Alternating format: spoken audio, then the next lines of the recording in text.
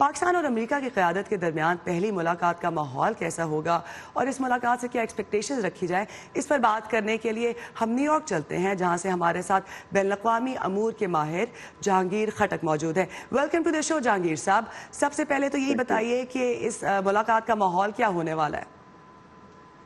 देखिए, माहौल मेरा ख्याल है कि बेहतर होना चाहिए, क्योंकि कई सालों के बाद पाकिस्तान और अमेरिका के जो heads of state and government हैं वो मिल रहे हैं। और पाकिस्तान अमेरिका ताल्लुकात के हवाले से अभी जो आपने जितना बयानिया दिया, देखिए उसमें एक ही चीज़ वाज़ेह है कि पाकिस्तान अमेरिका के ताल्लुकात गुज़श्ता चंद सालों में अफ़गानिस्तान से शुरू होते हैं और अफ़गानिस्तान ही पर ख़त्म होते हैं, अनफॉर्चुनेटली। दोनों ममालिक की जानिब से कोई ऐसी सीरियस कोशिश नहीं की गई कि इन ताल्लुकात को थोड़ा एक्सपेंड किया जाए और दूसरे एरियाज जिस तरह ट्रेड और मुख्तलिफ साइंस एंड टेक्नोलॉजी और दूसरे इलाकों में कोऑपरेशन की तरफ भी जाया जाए। स्ट्रेटेजिक ताल्लुकात हमेशा कहा गया और वो उनकी नौयत वाकई स्ट्रेटेजिक ही रही और एक ही नुक्ते पर तकरीबन मरकूज रही।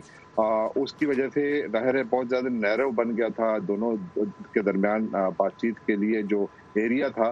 अभी उसमें जो प्रेसिडेंट ट्रंप की जानिब से जो पॉलिसी इनिशिएटिव आया था तालिबान के साथ बराह रास्त बातचीत का, फिर उन्होंने वज़ीर आज़म इमरान खान से एक लेटर में दरख्वास्त भी की थी कि आप अपना कोई किरदार अदा करें और तालिबान को निगोशिएशन की टेबल पर लाएं। बातचीत शुरू हुई और अभी जिस तरह आज की जो खबरें आ रही हैं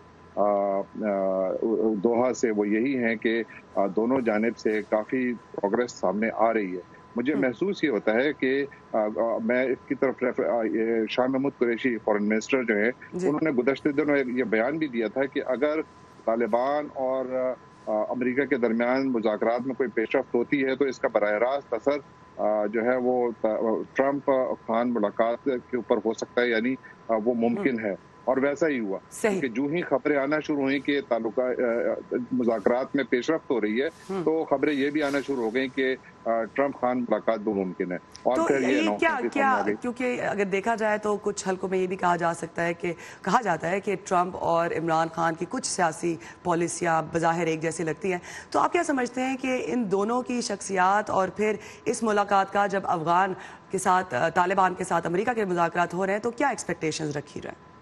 मेरा ख्याल है कि एक्सपेक्टेशंस को बहुत ज़्यादा ऊंचा नहीं रखना चाहिए। हाँ, आपने सिमिलैरिटीज़ का जिक्र किया तो बिल्कुल ये बात दुरुस्त है कि सदर ट्रंप भी कभी भी अफ़गान हुकूमत के साथ अफ़गानिस्तान की जंग के हामी नहीं थे। वो अफ़गानिस्तान से अमेरिका का विड्रॉल चाहते थे और पीसफुल सेटलमेंट चाहते थे।